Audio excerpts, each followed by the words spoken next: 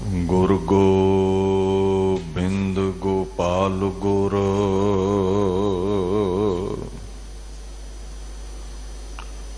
गुरपूरन नारायण है।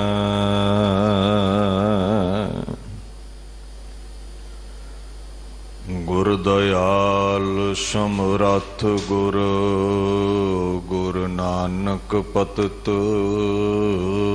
उदाहरण है।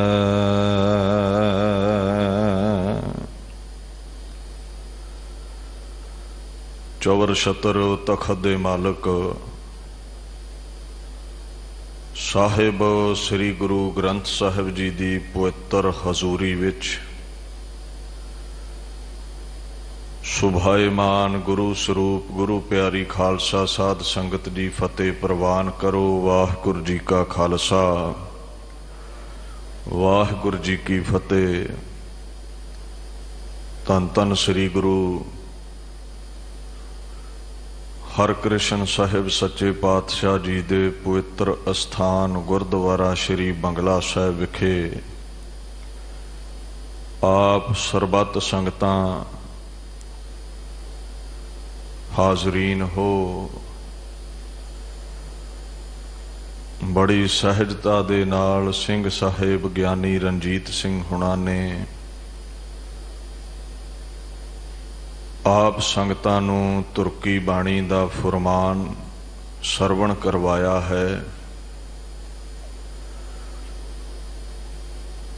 आओ सिख जगत दे नितनेम दी खंडे दी पहल दी जो पाक बाणी है गुरु गोबिंद सिंह पातशाह जी दी पुरजोर कलम तो गलूए मुबारक तो प्रगट हुई चौपई साहिब उस गम्मी बाणी दी विचार नाल जुड़ के अपने समय नूं जीवन नूं सफला करन दा जतन करिए। सतनाम श्री वाहिगुरू साहिब जी।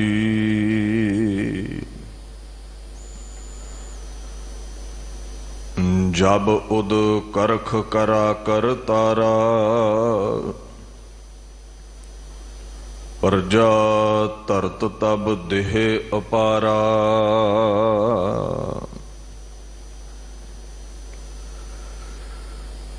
गुरु गोबिंद सिंह पातशाह इत्थे दुनिया दी रचना बाबत हुक्म करदे ने। उदकरख दा मतलब है अधिकता वृद्धि विस्तार फैलाओ खिलारा। ऐ अकाल पुरख करा तो भाव है जदों तू विस्तार कीता फैला कीता तू संकल्प कीता। करतार कहंदे ने जो रचन वाला है जो करता है हु इज द क्रिएटर। रचना करन वाला है अकाल पुरख। दुनिया दी रचना तो पहला तू इकल्ला ही सी। ताड़ी ला के समाधि ला के शून्य विच सुन विच तू बैठा होया सी। बाणी दा फरमान है ना धुंदूकार निरालम बैठा ना तद तंद पसारा है। कोई कहंदे पसारा नहीं सी कोई फैला नहीं सी कोई रचना नहीं सी कोई खंड ब्रह्मांड नहीं सी अंधकार सी। और एक अकाल पुरख मौजूद सी। जुग शक्ति ही तिनै वरताए ज्योतिष भाणा तिवै चलाए। गिणती नहीं हो सकती बहुते जुग यही वरतारा वरत्या जिस तरह तैनू चंगा लगा। हुण देखो साइंस एक खोज करदी है बिग बैंग थ्योरी धमाका होया कोई विस्फोट होया एनर्जी दा दुनिया बन गई। परमाणु तो एटम तो दुनिया बनी। हुण रब दी होंद तो ये लोग मुनकर ने, पर सोचण वाली गल यह है भी वो एनर्जी जिहड़ी है, वो धमाका जिहड़ा है, वो एटम जिहड़ी है, उन्होंने ताकत किसने दिती है? हर मूर्ति दे पिछे चित्रकार हुंदा है। मां बाप तो बिना काका नहीं पैदा हो सकता, सो अकाल पुरख तो बिना, उस चित्रकार तो बिना मूर्ति नहीं पैदा हो सकती। बस उन्हें संकल्प किया, उन्हें हुक्म किया, उन्हें फुरना किया भी एक तो अनेक हो जावां। उहदे फुरने दे विचों ही गुरु गोबिंद सिंह पातशाह कहिंदे ने, प्रजा धरत तब देह अपारा। प्रजा दा भाव है रैयत, ये लोकाई, ये मनुखता, ये जूना, ये खंडा ब्रह्मंडा अंदर जेड़े सृष्टि अंदर जेड़े लोक ने। बस तू फुरना कीता, प्रजा धरत, लोकाई ने धरिया, कहंदे कि देह नूं, देह अपारा। बेअंत देहां दे धारनी पैदा हो गए, बेअंत खंड ब्रह्मंड पैदा हो गए, जिस्म पैदा हो गए, शरीर पैदा हो गए, प्रफुल्लत हो गई दुनिया। अपारा कहंदे ने जिसदा पार नहीं है, परला कंढा नहीं है। ये किड्डी क दुनिया है, ये किड्डी क तेरी रचना है, किन्ना क खंड ब्रह्मंड दा फैला है। कहंदे दूजा कंढा किसे नूं नहीं पता, जिथे कोई है, पारला कंढा किथे है, इहदा अंत किथे है खंडा ब्रह्मंडां दा। There are millions of galaxies, लखां तारे, सूरज, चंद ने, इत्थे कोई अंत नहीं पा सकिया। सो महाराज पातशाह आखण लगे, संकल्प होया, एक फुरना होया, तेरे हुक्म दे विच दुनिया पैदा हो गई। खंड ब्रह्मंड, लखां जीव जंतु, पेड़ पौधे सब पैदा हो गए। गुरु ग्रंथ साहिब पातशाह कहंदे ने, तिस भावै तां करे विस्तार। उन्होंने चंगा लगा, उन्हें विस्तार कर दिता, फैला कर दिता, उन्हें दुनिया साज दिती। अगे महाराज गुरु गोबिंद सिंह पातशाह कहंदे ने, जब आ करख करत हों कब हूं। अकरख कहंदे ने खिच लैना, कशिश अपने विच समा लैना, साह नूं अंदर खिंचना। ऐ अकाल पुरख, जदों किते तू ये फुरना पैदा करदा है भी सृष्टि नूं मैं समेट लवां, सृष्टि दा मैं खात्मा कर दवां। बड़ा तमाशा वेख लिया, ये नहीं सुधरदे, खुरा खोज मिटा के नवीं दुनिया साज दवां। ते गुरु गोबिंद सिंह पातशाह कहंदे, बस फुरना करन दी देर है, महापरलो आ जांदी है। तुसीं वेखो तसामियां आ जांदियां, भुचाल आ जांदे ने, थलां च समुंदर कर दिंदा है, समुंदरां च थल कर दिंदा है। जदों अपनी ओ आई ते आउंदा है, हरण भरण जाका नेत्र फोर। एक अख दे झमके जिन्ने समय च दुनिया गर्क कर देनी, मुड़ सुरजीत कर देनी, ये परमात्मा दी ताकत है। तुम मैं मिलत देह धर सब हूं। देह धर, देह धारी जिन्ने भी शरीर ने, सूक्ष्म ने, जो नजरी नहीं आउंदे, अखां दा विशा नहीं, बैक्टीरिया, एटम्स, ये जो कुछ भी है, परमाणु आदक, जिन्हां तो साइंस कहंदी दुनिया बनी है, जां जेड़े अपने वर्गे भारी भरकम जो नजरी आउंदे ने, सथूल शरीर ने। संकल्प उठिया, समेट लवां दुनिया दा खुरा खोज, मिटा दवां, दुनिया मिट जाती है। बाणी दा फरमान है, गुरु ग्रंथ साहिब कहंदे, ओपत परलो खिनमह करता। रंचक मात्र समय दे विच ही creates and destroys this world in an instant, अख झमकण दे समय विच दुनिया पैदा करनी, गर्क कर देनी है उहदी ताकत है। उहदे लिए ये तमाशा है दुनिया। समुंदर दे कंढे कोई बच्चा वेखियो, फुरना पैदा हुंदा है, वो पैर जिहा दे के रेत दा महल बना लैंदा है। अगले झट फुरना पैदा हुंदा, ठीक नहीं बनिया, ढा दवां हथ मार के ढा दिंदा है। पर बच्चा उपराम है, ਉਹਦਾ ਬਹੁਤਾ ਕੋਈ ਤੇ नहीं है, कोई जुड़िया नहीं है उस महल ਦੇ ਨਾਲ। कई बार वो साजदा है, कई बार ਢਾਉਂਦਾ है, ਉਹਦੇ ਲਈ एक खेड है। सो परमात्मा ਲਈ संसार एक खेड ਤੋਂ ਵੱਧ के कुछ नहीं है। ਜਦੋਂ दिल करदा है पैदा करदा है, ਜਦੋਂ दिल करदा है ਢਾ ਦਿੰਦਾ है। ठीक है, तू बड़े कब्जे लए, बड़े महल उसारे, तख्तां ताजां दा तू वारस बन गया। ये मेरा है, ये मेरा है, तू रट लाई है, मुरदार खाना है, लोगों के हक मारदा है। पता नहीं उहदा कदों फुरना बदल जावे, तेरा कुछ भी ना रवे। पता नहीं उहदा कदों संकल्प बदल जावे। ये जेड़े तेरे लए हुए कब्जे ने, तेरियां पाइयां वंडियां ने, वट्टां ने, इन्हां दा खुरा खोज मिटा दवे। गुरु ग्रंथ साहिब कहंदे ने, तिस भावै तां एकंकार।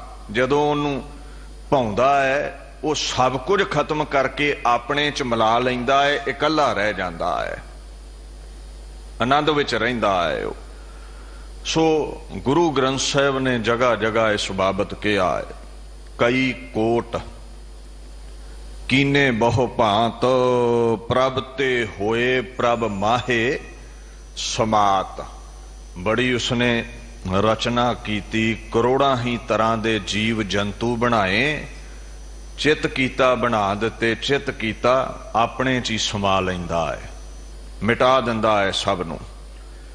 अगे महाराज पातशाह आखण लगे, जेते बदन सृष्ट सब धारै। सृष्टि दे विच जिन्ने भी जीव जंतु ने जो तेरे रचे हुए ने, उन्होंने मुख धारण कीते ने, उन्हां कोल गलूए ने, वो बोलते ने। महाराज पातशाह जितने भी ये बदन ने, जितने भी ये मुख ने, देखो अरबी का लफ्ज है बदन, भाव दे शरीर आपां पंजाबी च वरत लैने हैं। ये ज़्यादा परशियन वाले, अरबी फारसी वाले वरतते ने, उन्हां दी भाषा का यह लफ्ज है। मुख नूं भी कह दिंदे ने। संस्कृत का लफ्ज है वदन, परशियन का लफ्ज है बदन। बदन कहंदे ने शरीर नूं, वदन कहंदे ने मूँह नूं। गुरु गोबिंद सिंह पातशाह कहंदे ने, जितनी भी मनुखता पैदा कीती है, जितने भी बदन ने, महाराज पातशाह अकाल पुरख जी सब धारै, सारे तेरे ही धारे हुए ने, तेरे आसरे ने। ये जुबान हिल नहीं सकती, ये बदन चल नहीं सकता, ये गलूआ बोल नहीं सकता जे तेरी जोत ना होवे ते। जब लग तेल दिवै मुख बाती, तब सूझै सब कोई, तेल जलै बाती ठहरानी, सूना मंदिर होई। कहंदे ये शरीर दीवा है ते जुबान बत्ती है, ते दीवा उन्ना चिर ही बलेगा जिन्ना चिर इहदे विच तेल है, शरीर विच सवासां दा तेल है। जिस दिन तेल मुक गया, बाती ठहरानी सूना मंदिर होई। ये मंदिर सुना पै जाना है, बत्ती बुझ जानी है जदों श्वास ना रहे, फिर जुबान नहीं चलेगी तेरी। तो दीवे ना की कीता जांदा जदों तेल मुक जांदा, जदों दिवाली लंघ जांदी, लोग कंधों बाहर सुटदे ने। इदां मड़ियां तैनूं अपने सुट के आउणगे हत्थीं। तेरी औकात, तेरी हस्ती उन्ना समा, जिन्ना समा तेरे च अकाल पुरख दे बख्शे सवास ने, तां बाणी याद करवाउंदी है तूं मिट्टी है। इस तो पहला कि मिट्टी च मिल जावे, जिस दी किरपा सदका ये आनंद लै रहा है जीवन विच, उहनूं याद करया कर, उहदे गीत गाया कर। महाराज कहंदे, जितने भी बदन ने जो तेरे धारे हुए ने, जो तेरे आसरे ने, आप अपनी बूझ उचारै। इत्थे लफ्ज़ है बूझ, बोध नूं कहिंदे ने, समझ नूं, सियाणप नूं, ज्ञान नूं। उचारे दा मतलब वडियाई करनी। पहला पक्ष ते है भी परमात्मा जिन्नी क तूं उन्हां नूं सोझी दित्ती है जीव जंतुआं नूं, उस सोझी दे अनुसार ही तेरे वो गुण गाउंदे ने। जी जंत सरबत नाओ तेरा, ध्यावना तू दाता दातार तेरा दिता खावना। गुरु ग्रंथ साहिब कहंदे सब तेरा ही नाम ते आउंदे ने। All the creatures meditates on your name. ऐ खुदाया तेरा नाम सारे ही जपदे ने, सब जीव जंतु जपदे ने, चाहे मनुख ने चाहे होर जोनियां ने। क्यों कहंदे तेरा दिता जू खांदे ने। सो महाराज कहंदे जिन्नी क तू सोझी दिना है उन्नी क समझ जो तू उन्हां नूं बख्शी, उहदे अकॉर्डिंग उहदे अनुसार तेरे गीत गाउंदे ने।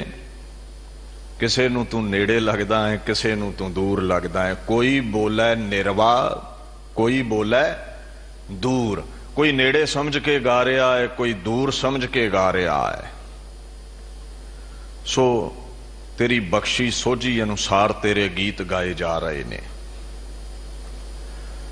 पर तुसीं ये भी वेखियो जिसनूं जिन्नी सोझी है वो दावा करता है भी बस मैं ही ठीक हाँ।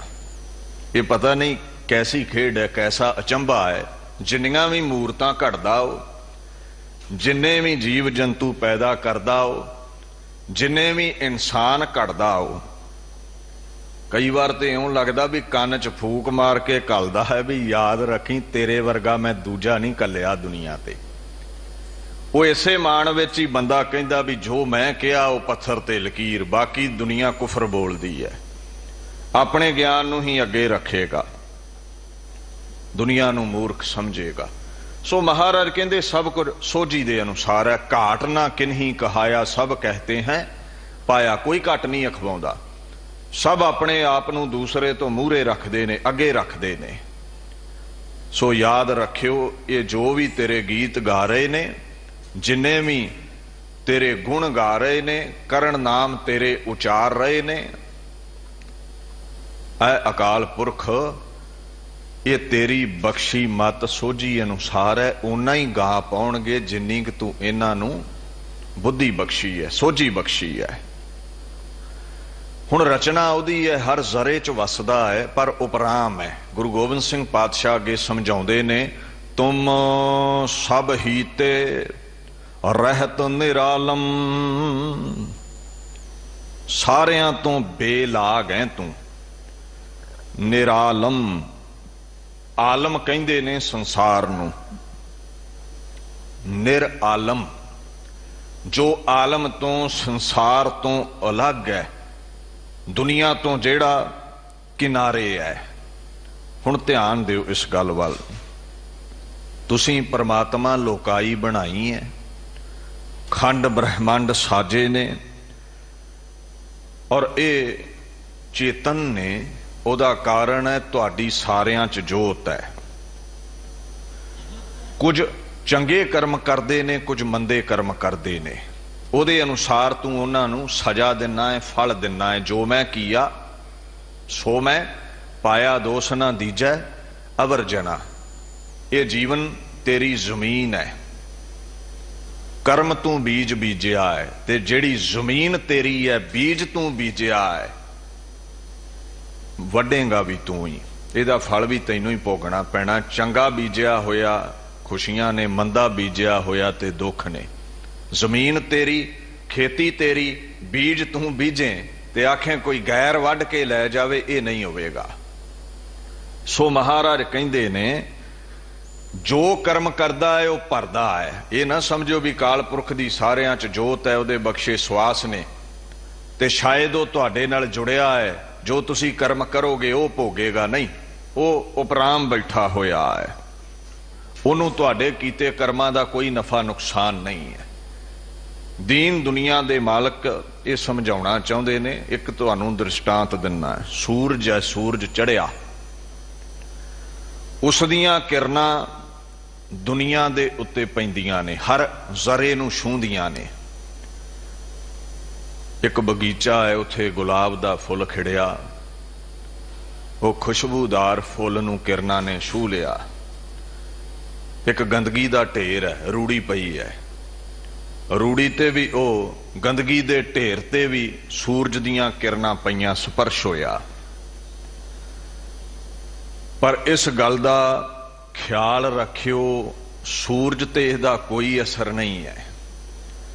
चाहे वो गंदगी दा ढेर है, चाहे वो गुलाब दा फुल है, किरना राही सूरज सब नूं ही स्पर्श कर रहा है, अपनी हाजरी हर जरे नाल लवा रहा है। पर ये करके भी वो अलग रहिंदा है, निर्लेप रहिंदा है, उपराम रहिंदा है। चाहे परमात्मा दी चेतन सत्ता सारियां दे विच है, ये चेतन रूपी किरना सारियां नूं छूंदियां ने, पर वह सूरज वांगू वख रहिंदा है, निर्लेप रहिंदा है। तुहाडे कर्मां दा चंगे ने मंदे ने उहदे ते कोई असर नहीं है। सुख दुख रहत सदा निर्लेपी, जाको कहत गुसाई। सुख दुख तो निर्लेप है, उपराम है। जिवें कमल दा फुल खिड़दा छप्पड़ विच है, पर पंखड़ियां उपराम हुंदियां, उपर हुंदियां, उहदियां जड़ उहदी छप्पड़ विच हुंदी है।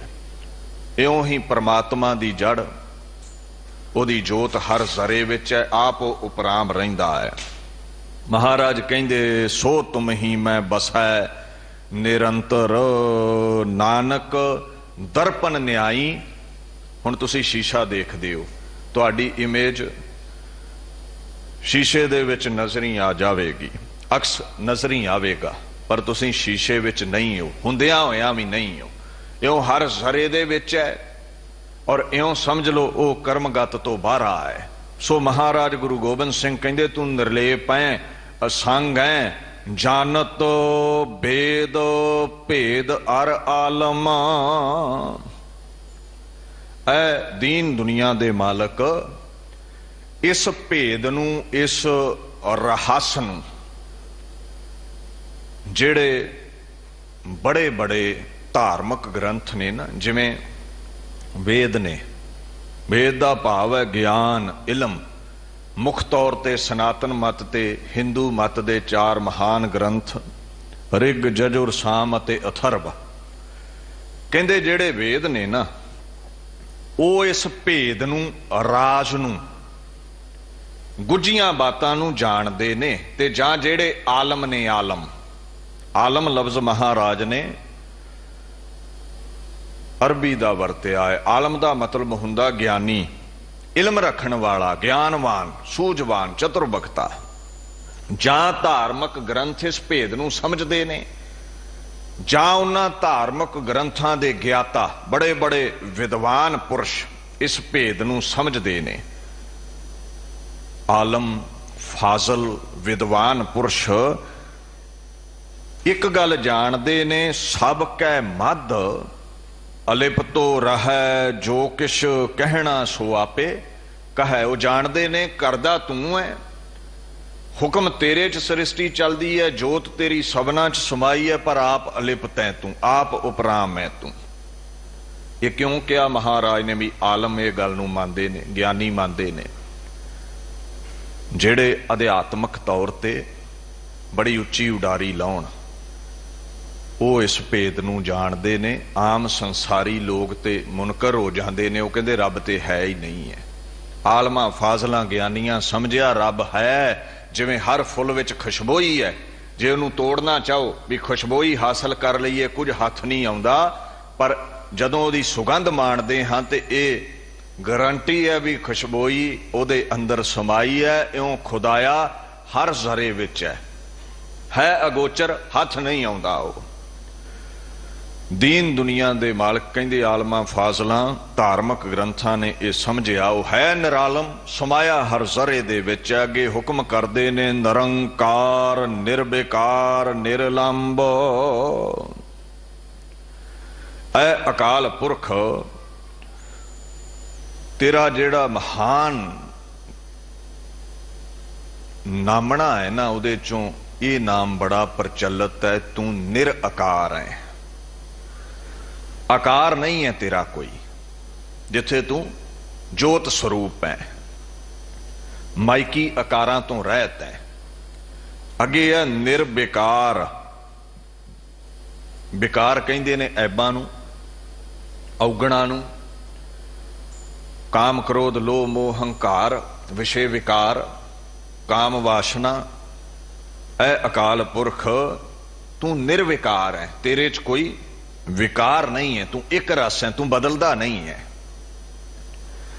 तीसरा लफ्ज वरत्या है निरलंब, इनू कहंदे ने निरालंब। आलंब हुंदा है आसरा जो निरालंब है, जिन्हों किसी का आसरा नहीं।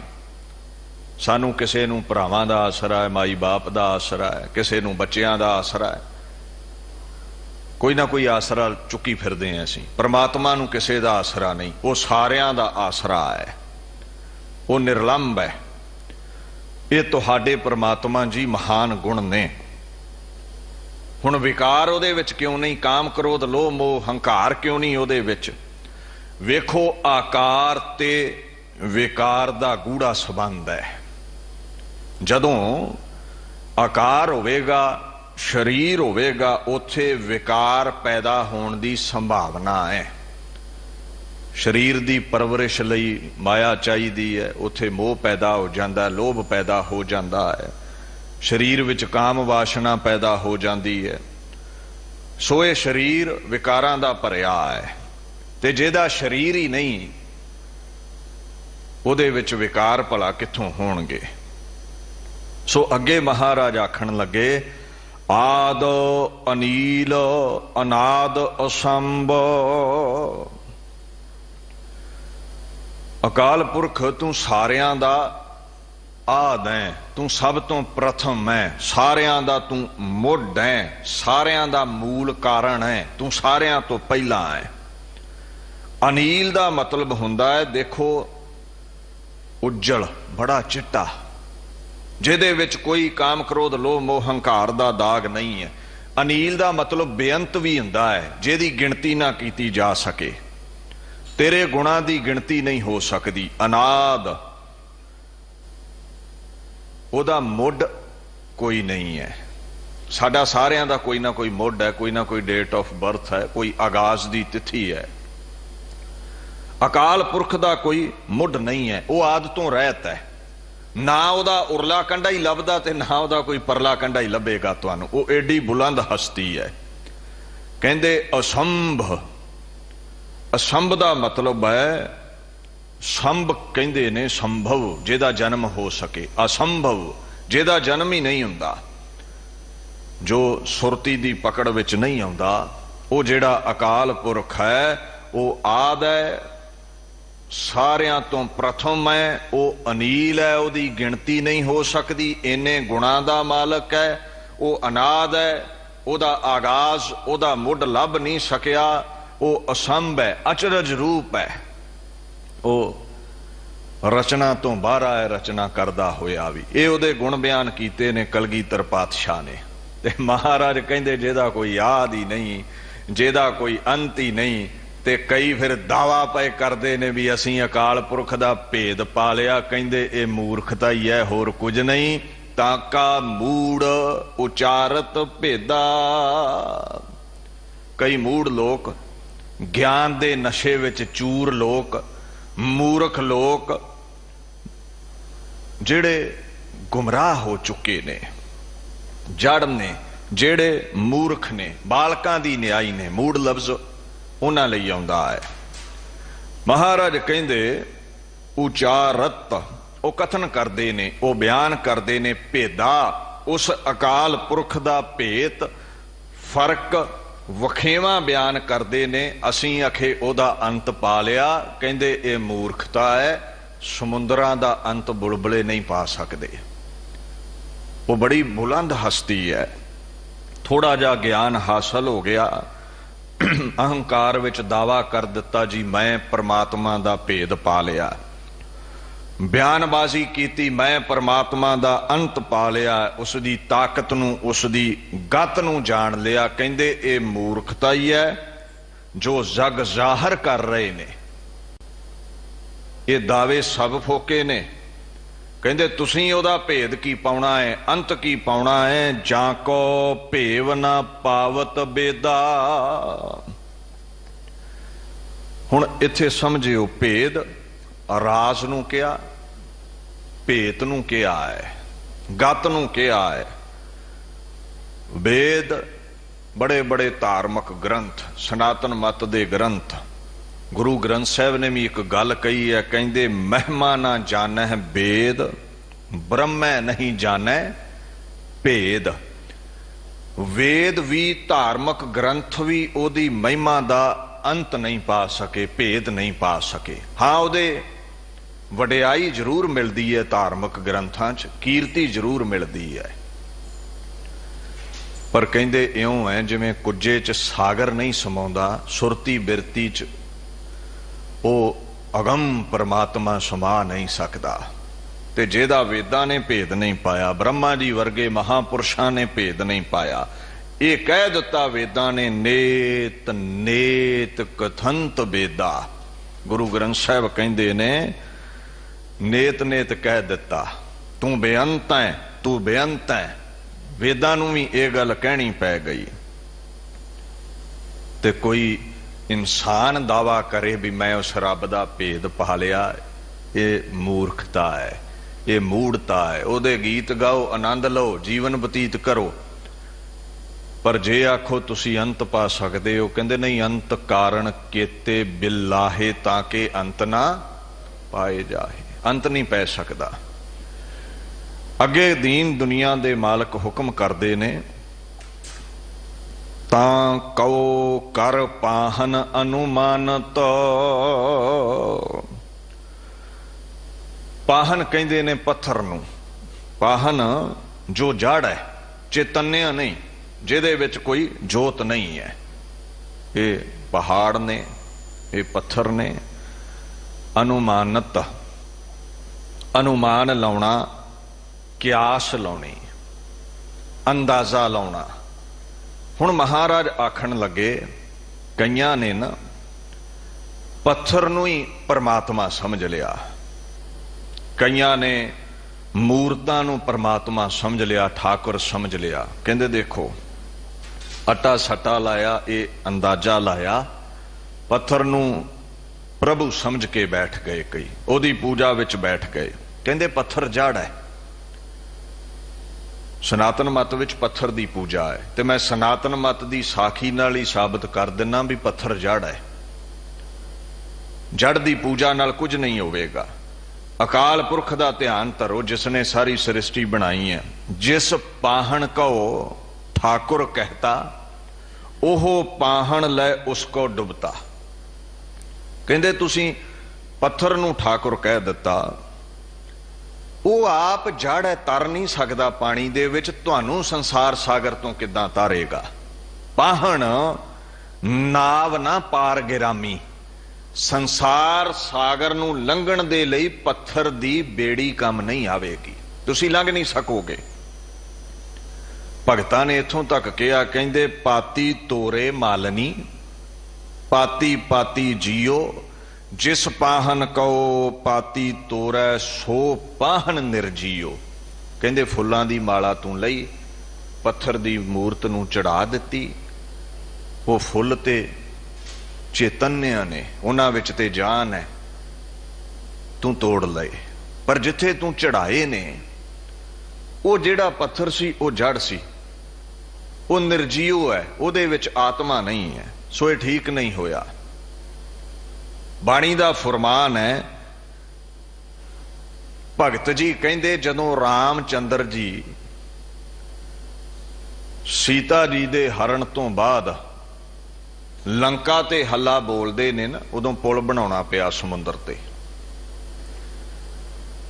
ਤੇ ਰਾਮ ਚੰਦਰ ਜੀ ਨੇ ਦੇਖਿਆ ਹੈ ਵੀ ਇਸ ਤਰ੍ਹਾਂ ਤੇ ਮੇਰੀ ਫੌਜ ਡੁੱਬ ਜਾਏਗੀ, ਕੋਈ ਰਸਤਾ ਨਹੀਂ ਹੈ ਲੰਕਾ ਨੂੰ।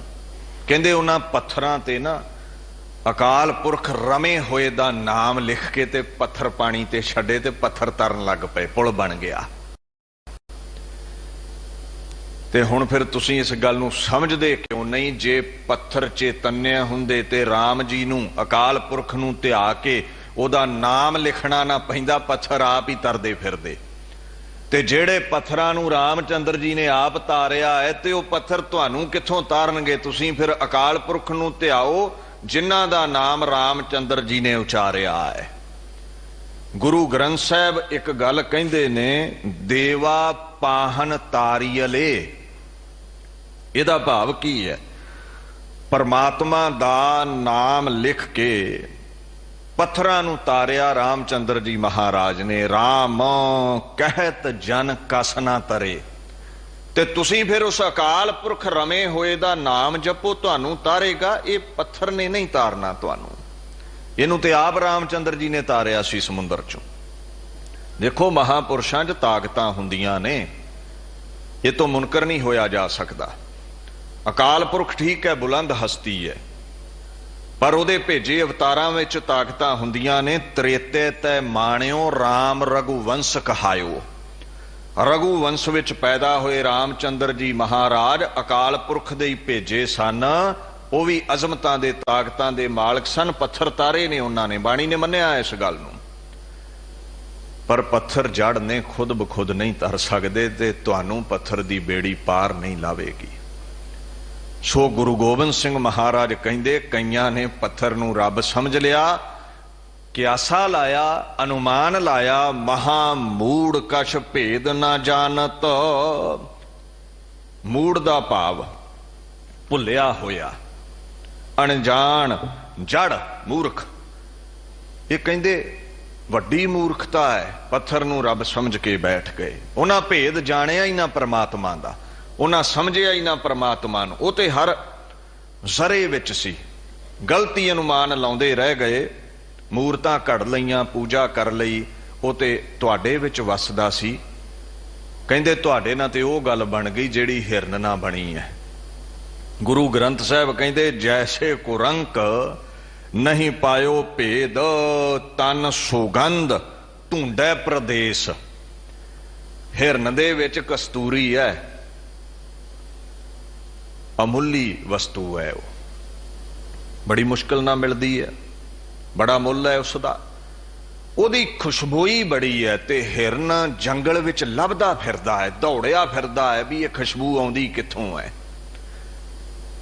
ਗੁਰੂ ਗ੍ਰੰਥ ਸਾਹਿਬ ਕਹਿੰਦੇ ਸਾਰਾ ਜੀਵਨ ਢੂੰਡਦਿਆਂ ਹੀ ਲਾ ਦਿੱਤਾ। ਉਹ ਜਿਹੜੀ ਕਸਤੂਰੀ ਸੀ ਉਹਦੇ ਅੰਦਰ ਹੀ ਸੀ। ਇਦਾਂ ਹੀ ਅਸੀਂ ਭੱਜੇ ਫਿਰਦੇ ਆਂ, ਪਰਮਾਤਮਾ ਸਾਡੇ ਅੰਦਰ ਹੈ, ਸਮਝ ਨਹੀਂ ਪਾਉਂਦੇ। ਗੁਰੂ ਗ੍ਰੰਥ ਸਾਹਿਬ ਕਹਿੰਦੇ ਨੇ, ਪੰਡਤ ਪੜ੍ਹੈ ਵਖਾਣੈ ਵੇਦ, ਅੰਤਰ ਵਸਤ ਨਾ ਜਾਣੈ ਭੇਦ। ਗਿਆਨ ਬੜਾ ਹਾਸਲ ਕਰ ਲਿਆ ਪੰਡਤ ਜੀ, ਪਰ ਤੁਸੀਂ ਰੱਬ ਲੱਭਿਆ ਪੱਥਰਾਂ ਵਿੱਚ। ਉਹ ਜੜ ਸੀ, ਰੱਬ ਤੁਹਾਡੇ ਹੀ ਅੰਦਰ ਸੀ। ਕਿਤੇ ਅੰਦਰ ਦੀ ਖੋਜ ਕਰਦੇ ਤੇ ਪਰਮਾਤਮਾ ਦਾ ਰੂਪ ਹੋ ਨਿਬੜਦੇ, ਤੁਹਾਨੂੰ ਪਰਮਾਤਮਾ ਦੀ ਪ੍ਰਾਪਤੀ ਹੋ ਜਾਂਦੀ। ਨੇੜਾ ਨੇੜਾ ਸਭ ਕੋ ਕਹੈ, ਗੁਰਮੁਖ ਭੇਦ ਵਿਰਲਾ ਕੋਲ ਹੈ। ਵਿਰਲੇ ਗੁਰਮੁਖਾਂ ਨੂੰ ਭੇਦ ਹੈ। ਅਕਾਲ ਪੁਰਖ ਦੀ ਪ੍ਰਾਪਤੀ ਕਿਸ ਤਰ੍ਹਾਂ ਹੋਵੇਗੀ? ਬਾਣੀ ਦਾ ਫੁਰਮਾਨ ਹੈ, ਅਸ਼ਟਦਸੀ ਚੌਹੋ ਭੇਦ ਨਾ ਪਾਇਆ, ਨਾਨਕ ਸਤਿਗੁਰ ਬ੍ਰਹਮ ਦਿਖਾਇਆ। 18 ਪੁਰਾਣ ਵੀ ਉਹਦਾ ਭੇਦ ਨਾ ਪਾ ਸਕੇ। ਗੁਰੂ ਤੇ ਉਪਦੇਸ਼ ਨਾਲ ਹੀ ਪ੍ਰਾਪਤ ਹੁੰਦਾ ਹੈ, ਸਮਝ ਲੱਗਦੀ ਹੈ। ਤਾਂ ਹੀ ਤਾਂ ਰਾਮਚੰਦਰ ਜੀ, ਕ੍ਰਿਸ਼ਨ ਜੀ ਵਰਗੇ ਮਹਾਪੁਰਸ਼ਾਂ ਨੂੰ ਵੀ ਗੁਰੂ ਧਾਰਨੇ ਪਏ। ਗੁਰੂ ਹੀ ਰਸਤਾ ਦਿਖਾਉਂਦਾ ਹੈ, ਪਰਮਾਤਮਾ ਦੀ ਪ੍ਰਾਪਤੀ ਹੁੰਦੀ ਹੈ। ਸੋ ਇਹ ਭੇਦ ਸਾਰੇ ਨਹੀਂ ਜਾਣ ਸਕੇ। ਹੁਣ ਇੱਕ ਹੋਰ ਮਹਾਰਾਜ ਅੱਗੇ ਜ਼ਿਕਰ ਕਰਦੇ ਨੇ, ਮਹਾਦੇਵ ਕਉ ਕਹਿਤ ਸਦਾ ਸਿਵ। ਮਹਾਦੇਵ ਜਿਹੜਾ ਲਫ਼ਜ਼ ਹੈ ਨਾ, ਇਹ ਸ਼ਿਵ ਜੀ ਲਈ ਆਇਆ ਹੈ, ਜੋ ਦੇਵਤਿਆਂ ਚੋਂ ਮਹਾਨ ਮਹਾਪੁਰਸ਼ ਹੋਏ ਨੇ।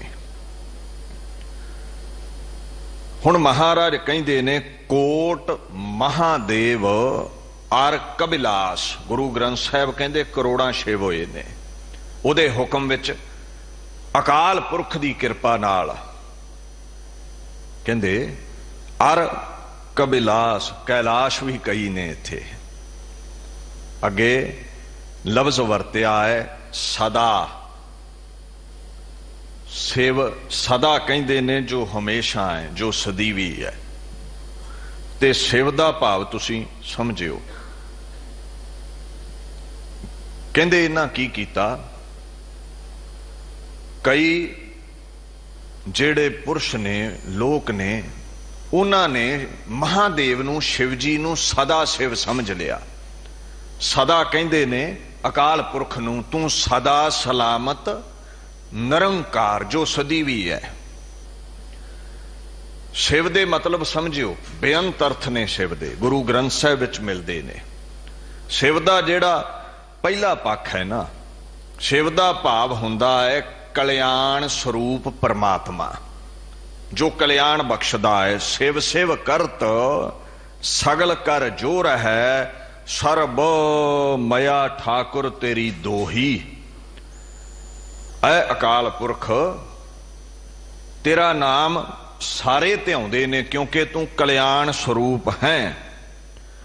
तू सर्ब उपर दया करन वाला है, दयालु है, झोलियां भरन वाला है। शिव सख्त आप उपाय कै करता, आपे हुक्म वरताए। इहदा अर्थ समझियो, शिव ने भाव ईश्वर ने, अकाल पुरख ने आप करता होके माया पैदा कीती ते माया तो संसार रच दिता, अपने हुक्म विच संसार नूं चलाया। इसे ही शिव नूं अकाल पुरख नूं गुरु गोबिंद सिंह ने आखिया सी, देह सिवा बर मोहे यह है शुभ कर्मन ते कबहू ना टरूं। शिव दा पहला अर्थ है कल्याणकारी परमात्मा, जो सदीवी है, सदा रहन वाला है। जेड़ा दूसरा शिव दा मतलब है चेतन नूं कहंदे ने, जीव नूं कहंदे ने। जह देखा तह रव रहे, शिव शक्ति का मेल। कहंदे जिथे भी वेखो ना संसार विच, उधर ही जीव ते माया दा संबंध तुहानूं मिलेगा। सारे जीव माया दे हुक्म विच चल रहे ने, अधीन चल रहे ने, माया विच गलतान होए पए ने। अगला शिव दा अर्थ है शांति, सहज ज्ञान। आपे शिव वरताईयन अंतर, तुहाडे अंदर शांति वरताउंदा है। आपे शीतल ठार गड़ा शांति वरता के तुहानूं ठंडिया कर दिंदा है। शिव दे बड़े अर्थ ने।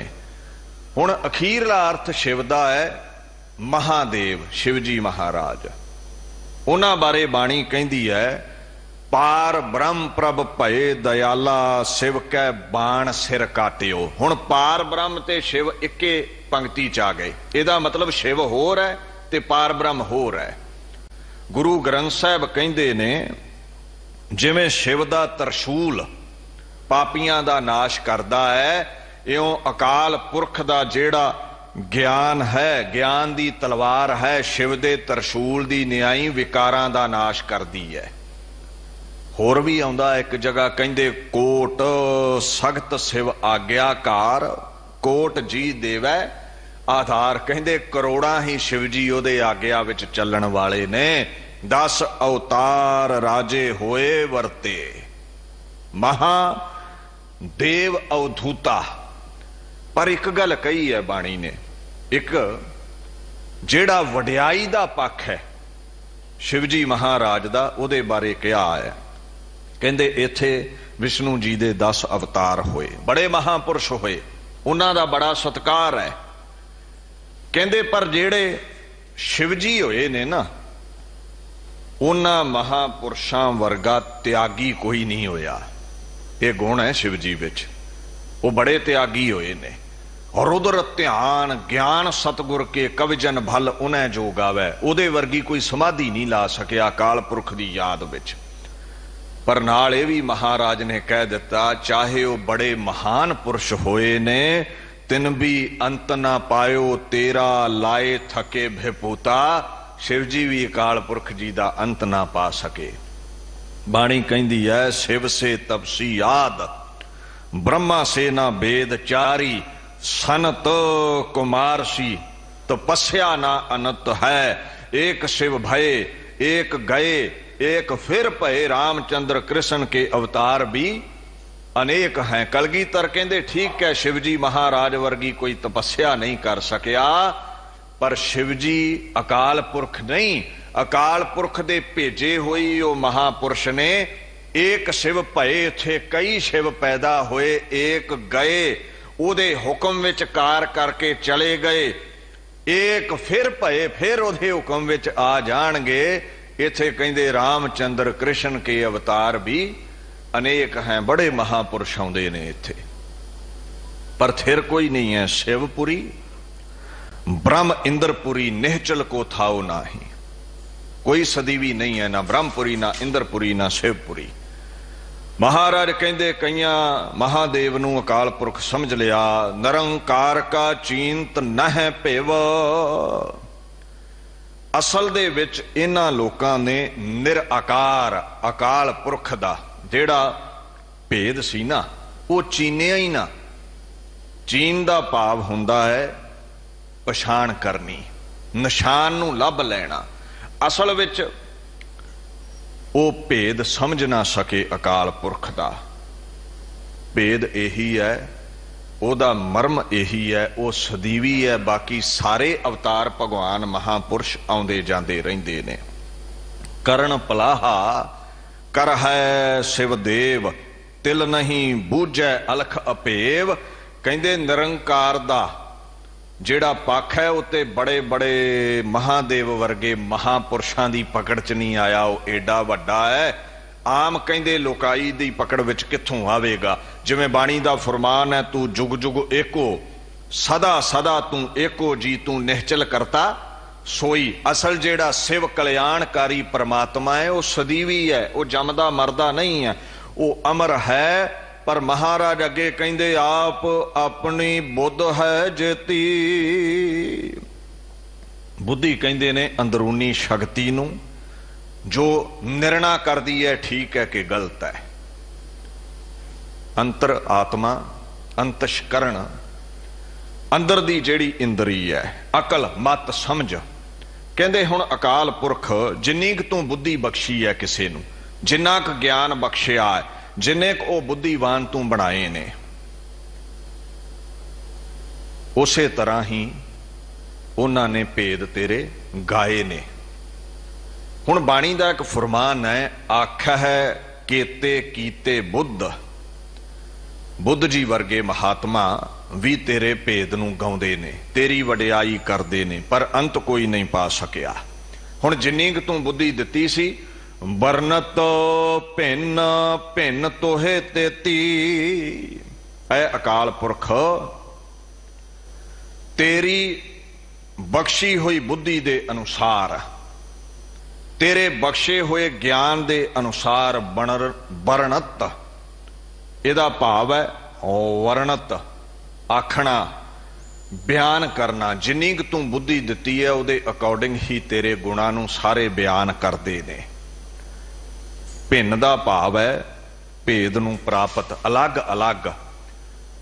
कोई बहुते नाम तेरे बयान कर गया, उहदी सुरत इन्नी उच्ची सी, कोई थोड़े नाम तेरे उचारदा है, कोई तेरे बहुते गुण गाउंदा है। जिन्नी क बुद्धि ज्ञान तू बख्शिया, जिन्नी क खोज तेरी किरपा नालों कर सके, उन्ना की तैनूं वो बयान कर गए, उन्ना की ही वो बयान कर पाए ने। 33 का मतलब हुंदा उतनी ही, उन्नी क बयानबाजी कीती जिन्नी क तू किरपा कीती है, जिन्ना क उन्हां नूं ज्ञान सी। जिन्नियां पौड़ियां कोई चढ़दा उन्नियां ही बयान करेगा। जेती प्रभु जनाई रसना तेती भनी, अनजानत जो सेवा तेती नह जाए गनी। गुरु ग्रंथ साहब कहंदे परमात्मा जितनी सृष्टि तेरे गीत गाउंदी है ना, वो उतने ही गीत गाउंदी है जितनी तू उन्हां नूं सोझी दित्ती है बयान करन दी। कईयां दा ते सानू पता है तेरे गीत गाउंदे ने, ते कईयां दा सानू नहीं पता। सब जीव जंतु तेरे गीत गाउंदे ने। ऐ अकाल पुरख असल विच तेरी बुलंद हस्ती तो, तेरी पूर्ण गत तो सारे ही अणजाण ने। सब नदियां नाले तेरे समुंदर अगमी स्वरूप विच समा जाते ने तेरे गीत गा के, पर तेरा अंत कोई नहीं पा सकता। अवगत अगंत अथा ठाकर सगल मंजे बाहरा, सर्ब जाचक एक दाता नह दूर संगी जाहरा। सारे तेरे गीत क्यों गाउंदे ने? तू दाता है, सारे जाचक ने, पर ऐ अकाल पुरख तेरा अंत नहीं पाया जा सकता। उन्ना क ही जीव जंतु सृष्टि तेनू गा सकी है जिन्नी क तू उन्हां नू अकल दिती सी, बुद्ध दिती सी। तेरा अंत नहीं कोई पा सकिया। तुमरा लखा ना जाए पसारा। तुहाडा जेड़ा पसारा है, खलारा है, लखा दा भाव हुंदा है जानना, तकना, देखना। तेरे सारे फैलाओ नू, पसारे नू, खलारे नू महाराज पातशाह कहंदे कोई लख नहीं सकिया, कोई तेरा अंत नहीं पा सकिया। केहे बिद सजा प्रथम संसारा।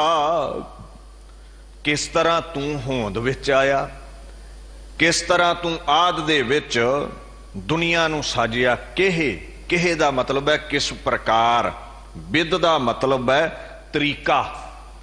किस प्रकार तरीके नाल तू दुनिया नू साजिया है। इत्थे सज दा मतलब है शोभा, सजावट, होंद। किस तरह तू दुनिया साजी। प्रथम दा मतलब है पहला, शुरुआत किवें कीती है दुनिया दी। संसार कहंदे ने जो संसरण करे, जो बदलदा रवे, जेदा आउणा जाना लगा रवे। अज तक ये किसे नू समझ नहीं आई ये संसार किस तरह बनिया है। ये ठीक है उहदे हुक्म विच बनिया है, किस दिन बनिया है ये नहीं कोई समझ सकिया।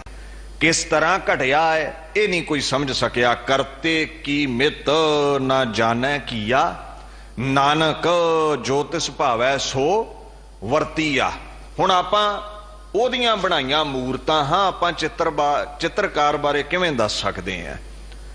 आपां उस करते दे, उस कारीगर दे घड़े हुए साज हाँ किवें बयान कर सकते हैं उसने किस तरह दुनिया बनाई है। दुनिया साजण वाला वो आप है, बनाउण वाला वो आप है। पर कदों साजिया है। जपजी साहिब विच गुरु नानक साहिब कहंदे कोई नहीं जानदा कमन सो वेला, वक्त कमन कमन थित कमन, वार कमन से रुती, माहो कमन जित हुआ आकार। वो केड़ा महीना सी, थितवार की सी, केड़ा दिन सी जदों तू आकार बनाए ये कोई नहीं जानदा। वेल ना पाइया पंडिती जे होवै लेख, पुराण प्राचीन ग्रंथां चों भी कोई भेद नहीं समझ सकिया।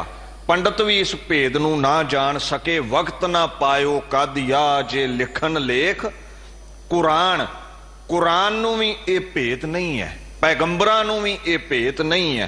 कहंदे कोई नहीं जानदा।